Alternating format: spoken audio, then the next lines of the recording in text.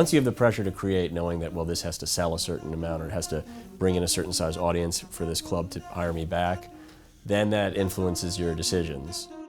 So for 2 years, all the people in this program don't have to worry about that aspect, and that's a healthy thing.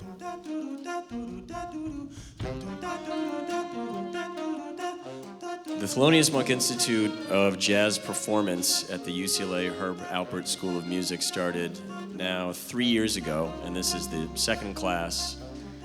And the way it works is that Herbie Hancock, Wayne Shorter, Kenny Burrell, James Newton, and Jimmy Heath pick one group to study in this program for 2 years on a full scholarship. And they pick the best musicians from around the world. The musicians don't know each other until they get in the program.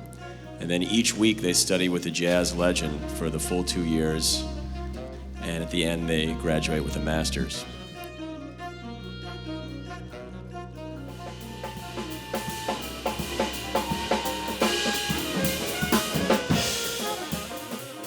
The first time I met with everybody in the band, there was a lot of excitement. It really did sort of feel like the first day of school in a way. We've literally never met before, and there's people from like very different backgrounds.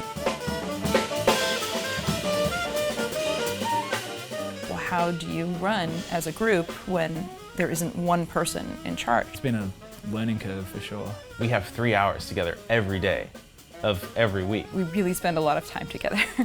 Can't emphasize that enough. Okay, some people are saying F, some people say E flat. No, E flat. E flat. Pressure E flat. Pressure. Just, no, don't play F, play E flat.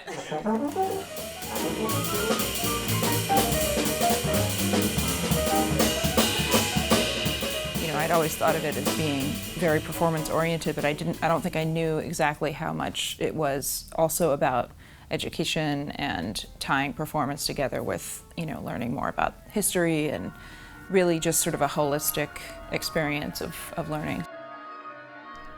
Russian music was starting to be kind of a hip thing for the French. This was like ridiculous to their ears because they never heard anything like this. I feel like a lot of times when you look at a score without hearing it, you can't always tell, but this is like very clearly that's what he's doing. And he's introducing that before it becomes dominant.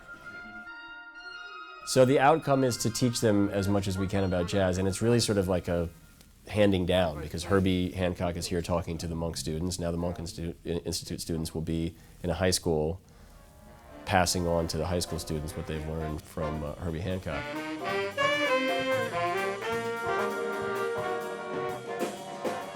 It's always been, the mentoring process has always been so vital to jazz, and that's what the entire institute is built on, is, you know, you pick up their instrument and play a bit and then you help them and they're just like, whoa, I didn't know like that's possible, and just that sort of like, you know, amazement is, I think that's the most exciting part.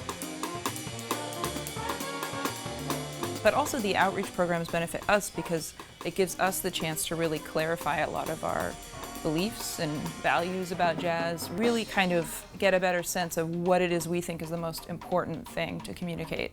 So it's kind of allowed us to really focus also in on what our kind of personal connection is to what we're doing. Brave Indian maiden, since first I met you, I can't forget you. Teaching people the building blocks of jazz or jazz history, for me, really allows me to reflect on how much I've actually learned. Sweet Cherokee.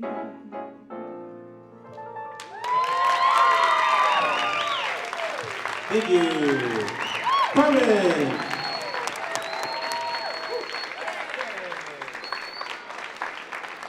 Thank you guys so much. You guys were awesome, and I really loved working with you guys. I hope you got something out of today. I certainly did.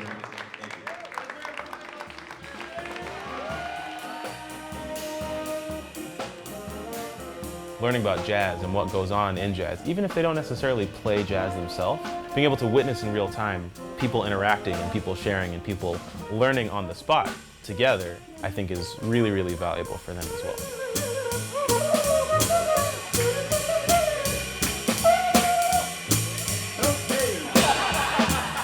Jazz really is a music that has to be experienced live.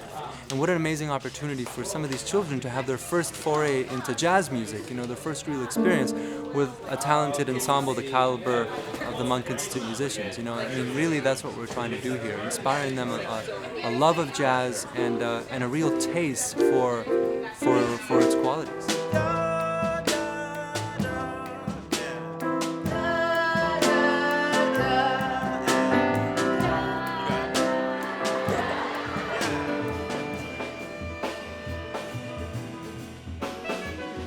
Playing music, it can be the greatest thing in the world, it can be the most joyful thing, it can be frustrating.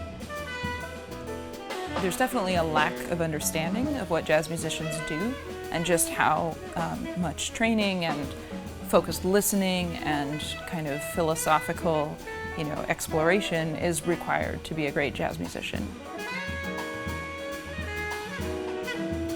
You know, we get the chance to work with incredible artists as well as, you know, reaching out to the kids and being able to give back a little bit. Those two things as well as just performing all the time. If you took any one of those things and had a program by itself with that being the main focus, it would still be an amazing program. And the fact that they're all there, for us is just like, wow. The fact that it's imitated so much to me is confirmation that we're doing the right thing. And we have such great support from UCLA. I mean, UCLA is a great home for us. Everybody here understands what we're doing.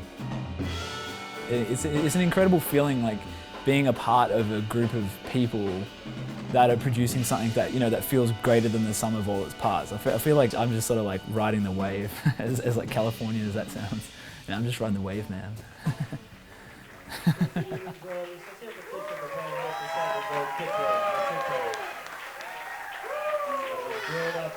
Grown up musicianship. And it's